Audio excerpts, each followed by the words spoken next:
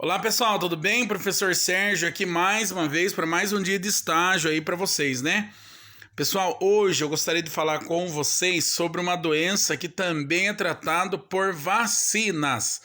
Muitos já ouviram falar, mas alguns não sabem bem o que é a doença, como ela é transmitida e por que foi feita essa vacina. E nessa doença também tem assim algo especial, porque existem duas vacinas para uma mesma doença. Mas vou tentar explicar para vocês aqui, tá? De uma forma bem simples, tá bom? Pessoal, hoje eu gostaria de falar com vocês então sobre a poliomielite. O que é, professor, a poliomielite? É uma doença infecciosa transmitida por um vírus, tá bom? Não sei se vocês já ouviram falar, mas antigamente existia muitas pessoas que eles tinham paralisia infantil, né? Então falava assim, aquele senhor ele teve paralisia infantil, por isso que ele tem a perna atrofiada, aquela senhora teve paralisia infantil. Por quê? Há mais ou menos aí 40, 50 anos atrás, quando não existia vacina ou quando estava iniciando a vacinação, muitas pessoas eles tinham medo de vacinar os filhos, né? Principalmente contra a poliomielite, que teve um surto no Brasil. Esse surto de poliomielite, ele fez com que muitas pessoas desenvolvessem a forma grave, né, da doença poliomielite. A forma grave da doença é o desenvolvimento, então, da paralisia infantil. Hoje em dia a gente já quase não encontra tanto mais esses problemas, por quê? Porque a vacinação é bastante eficaz e existem também outros meios, né, que junto com a vacinação tem prevenido aí o surto, né, da poliomielite, tá bom? Pessoal, como que é feito então a transmissão da poliomielite, a gente sabendo que é um vírus? A transmissão, pessoal, da poliomielite é feita através da ingesta de alimentos ou água, ou então do contato direto com cocô, com fezes, tá? Então, o nome da transmissão é transmissão fecal oral.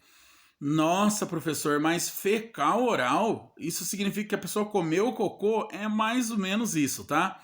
Uma pessoa contaminada com o vírus da poliomielite, ele pode ele vai eliminar, né, o vírus aí da poliomielite através das fezes, né?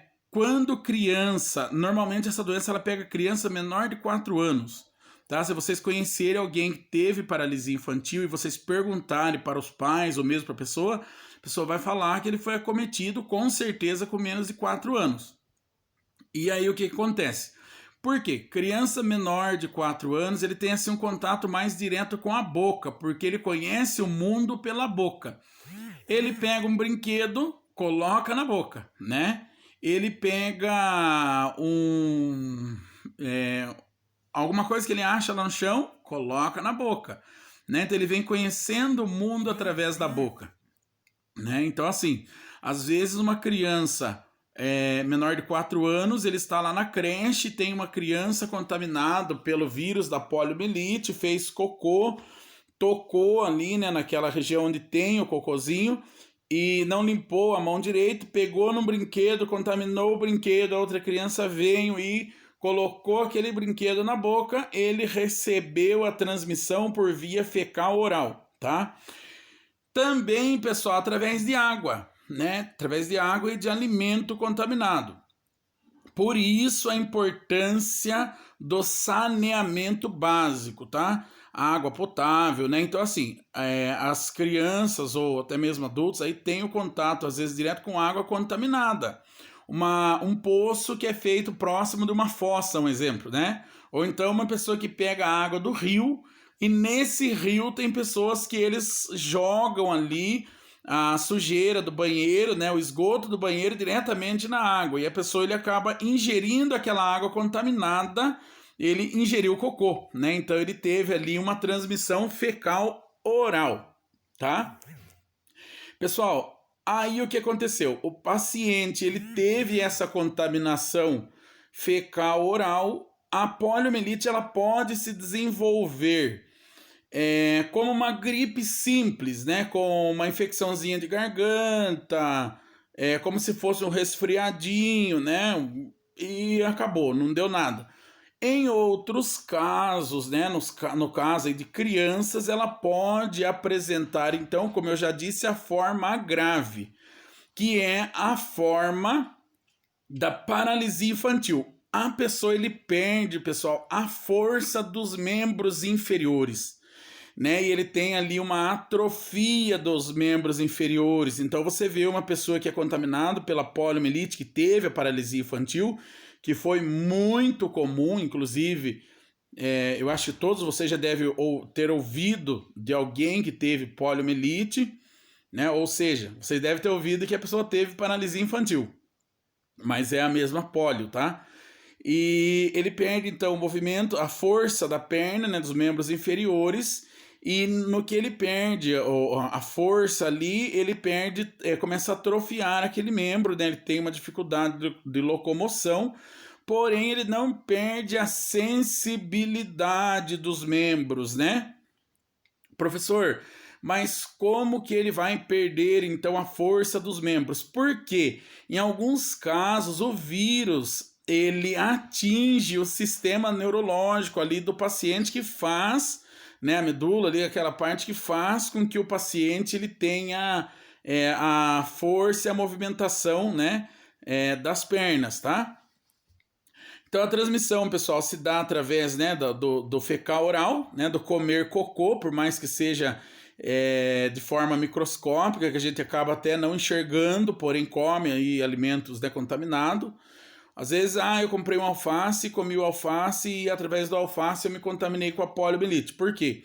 Porque às vezes a água que foi regando aquele alface era uma água contaminada com fezes de alguém que tinha poliomielite. Quem são as pessoas que transmitem a poliomielite? São as pessoas que eles adquirem o vírus, né, e que para eles não faz mal nenhum. Né, eles adquiriram o vírus, porém para eles não manifestou a doença. Essas são as pessoas que transmitem o vírus, né, para outras pessoas, e assim vai seguindo o ciclo, tá bom? Professor, e como que eu posso fazer então para me prevenir da poliomielite? Primeira coisa, pessoal, vacinação. Existe 2 tipos de vacina que eu garanto que vocês já ouviram falar lá no curso, né? O professor aí que deu para vocês aula de vacina falou sobre a vacina VIP e a vacina VOP. Qual é a diferença, professor, da vacina VIP e da vacina VOP? A VIP, pessoal, é injetável, né? Vamos utilizar aí o I. Não é assim que utiliza o I, tá? O I, na verdade, é inativado, mas para vocês lembrarem, então a gente vai utilizar o I do VIP como injetável, tá bom? Então a VIP é injetável e a VOP é oral, tá? Toma assim, gotinha na boca. Nossa, professor, mas por que 2 vacinas para curar uma mesma doença, proteger de uma mesma doença? Porque a VIP é administrado ali no bebezinho e a VOP já administra em criança um pouquinho maiorzinha como reforço, tá bom? Então a VOP, que é o O ali de oral, gotinha na boca, é o reforço, tá bom? Não esqueçam disso, tá?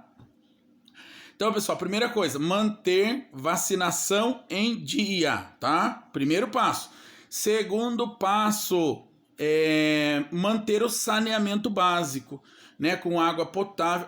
Professor, mas eu conheço uma pessoa que mora no sítio e lá no sítio não tem água potável, eles utilizam água do rio, e o pior é que já vi falar que tem gente que joga esgoto no rio, e como é que eles vão morrer de sede? Vocês podem orientar a fazer a fervura da água antes da ingesta dessa água, né? Vai ferver a água e depois acaba ingerindo aí essa água, tá? Pessoas que utilizam água de poço, água de mina, né? Utilizar também o cloro, que na maioria, né, das unidades básicas aí eles oferecem, dependendo do lugar onde sabe-se que não tem água potável, oferece o cloro para ser administrado nessa água, né? Purificando então esta água, tá bom? A outra coisa também, pessoal, além do saneamento básico, é fazer as orientações quanto à importância da higienização das mãos, da higiene da casa, da maneira, por exemplo, que é feito o banheiro, porque às vezes você encontra casas ainda, por mais que a gente já esteja em 2020, no final, né, indo para 2021 aí, tem pessoas que não utilizam banheiro, né? Eles utilizam aquelas latrinas, né? Aqueles buracos que eles fazem ali. Aí porco vai lá e mexe. Ou então outros vão direto lá no mato, né? Então assim, se a gente trabalhar numa unidade de saúde que atenda pessoas que vivam nessas condições, a gente tem que explicar, por exemplo, de forma simples, mas maneiras eficazes. Por exemplo, vamos supor, aqui nenhuma criança utiliza o banheiro, porque a gente não tem banheiro, utiliza o mato. Então a gente pode orientar que se faça um buraco no chão, né? Não sei, ou faça, além desse buraco, né? Fecha ali aquela casinha, mantenha tampado. Qualquer coisa para que essas fezes não tenham contato direto com outras pessoas, animais ou alimentos que a gente pode ingerir depois, tá bom? Orientação, então, sobre higienização das mãos, sobre boa higiene da casa, né? Higiene aí das eliminações fecais, tá? E também, pessoal, o mais importante, como eu disse, né? Como eu disse, a manter aí a vacinação em dia, tá? Professor, e é só por via fecal oral que a poliomielite é transmitida? Não, também é por via de gotículas, tá? Pela boca também, tá? Por saliva, também pode ser transmitida. Então, assim, se eu sei de um caso de pessoas que têm poliomielite, precisa se manter o isolamento ali, né? O isolamento respiratório, até que essa doença seja tratada, né, para ver aí como vai desenvolver a presença dessa doença aí naquela determinada sociedade, tá bom? Então, pessoal, assim, a poliomielite é uma doença que já foi no Brasil uma doença muito complicada, que levou muitas pessoas, né, à paralisia infantil. Hoje, graças a Deus, né, está controlada e graças ao trabalho de formiguinha da equipe de saúde, né, dos técnicos de enfermagem, auxiliares, enfermeiros, agentes de saúde que batem em cima, vão atrás dos pais para poder manter a caderneta de vacina em dia, tá? Quem são as pessoas que têm uma predisposição maior a adquirir a poliomielite? Então, são pessoas que não são vacinadas, né? Pessoas que vivem em áreas ou locais que não tenham saneamento básico, pessoas que não tenham noção, às vezes, de higiene, né? Da higiene dos alimentos, da bom preparo da água, né, como fervura da água, ou então acrescentar cloro na água. Essas pessoas eles podem estar mais suscetíveis, mas qualquer um pode ser contaminado desde que não tenham a vacinação e que não sigam aí o passo a passo, né, do cuidado com a poliomielite, tá bom? Para vocês não esquecerem, então, a poliomielite, existe duas vacinas, VIP, que é a inativada, o ID inativada, que a gente vai trocar hoje, tá?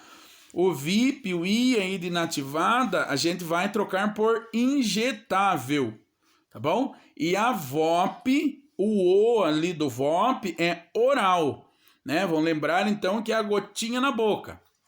VIP administra ali primeiro nos bebezinhos e VOP utiliza-se como reforço, tá bom? As técnicas de administração das vacinas, vocês já sabem. Deixa eu só perguntar aqui, professora Viviane, a VOP é aquela vacina oral que após a ser administrada na boca da criança, se a criança cuspir, tem que dar de novo. Tem que dar de novo, né? Qual que não precisa dar de novo? A rotavírus.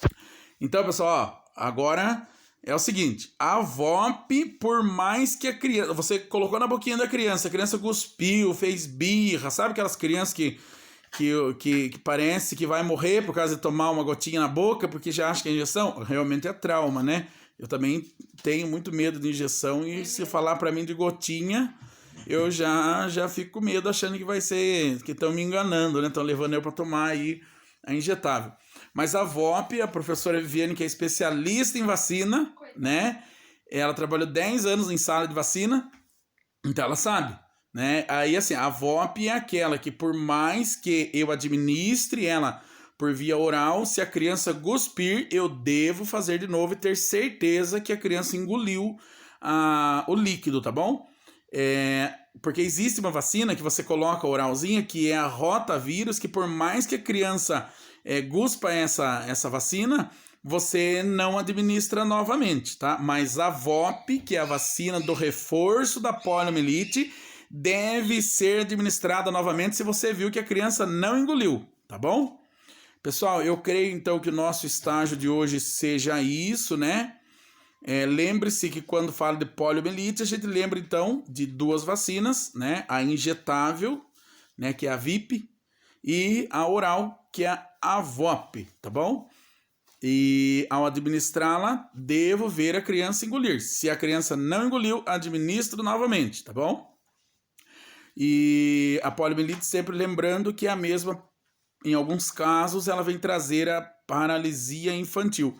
E que na época aí dos anos 50, 60, trouxe grande estrago, né, para as pessoas aí no Brasil, né? Se a gente começar a pensar, você já vai ver aquelas pessoas que têm uma atrofia assim da perna, anda ainda, alguns andam porque elas não perdem a sensibilidade. Porém, foram pessoas contaminadas então pelo vírus, né, da poliomielite, tá bom? Pessoal, tenham uma ótima tarde, até amanhã, tá? Tchau, pessoal.